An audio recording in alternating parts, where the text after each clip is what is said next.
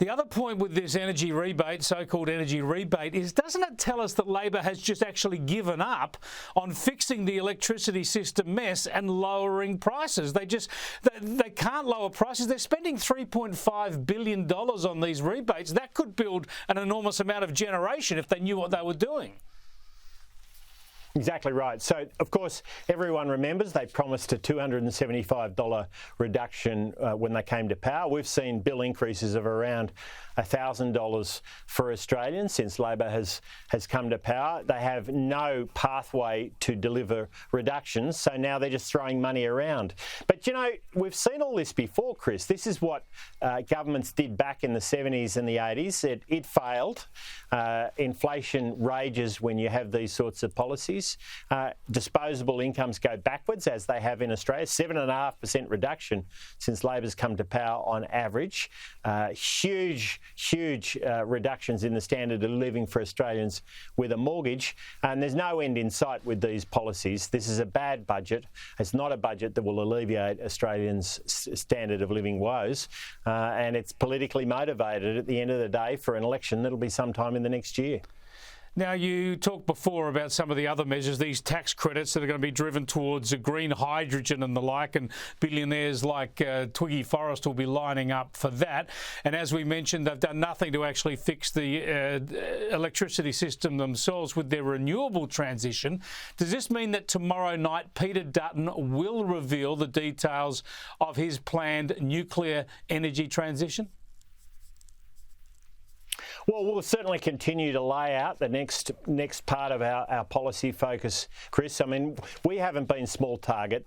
We've shown a real contrast to the Labor Party. We showed a real contrast on the voice referendum, of course. We're showing a real contrast as we lay out the most significant change in energy policy that this country has seen in a long while, with a shift towards nuclear, and we'll continue to talk about that. But we'll also talk about the cost of living crisis and the housing crisis Australians are facing.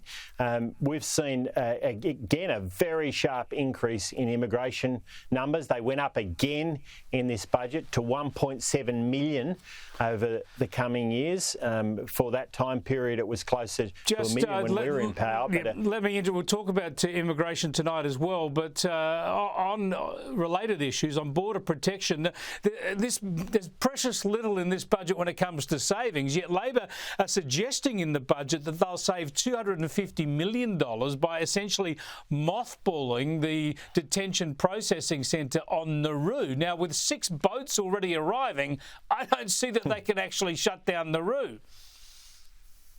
Well, exactly right. You've got 2 hapless ministers looking after border security right now, and of course the boats are lining up. I mean, the real problem with this whole issue is if you send the signal that you're weak, if you send the signal that you haven't got it under control, if you send the signal that you've got ministers who really don't want to control the borders, then the people smugglers get going again, and that's exactly what's happened. And that doesn't just have a tragic implication for those trying to get into the country. It has huge implications for costs and budgets. And so the idea that this is not a real risk now, well, it looks to me to be a very significant risk. And I've got to say, at a time like this, who would you want controlling and managing your borders? Those hapless ministers or Peter Dutton, who, as we know, has been able to control the borders in the past? Just finally, one of the astounding things about this budget from my point of view is Jim Chalmers banks his second surplus. Great, good on him, good fortune, but good on him. But then he looks out 4 years hence and it's just deficits, deep deficits as far as the eye can see. He seems to have no ambition to return the budget to a structural balance or surplus. Would you undertake to get the budget back to a balanced situation in the first term of a coalition government?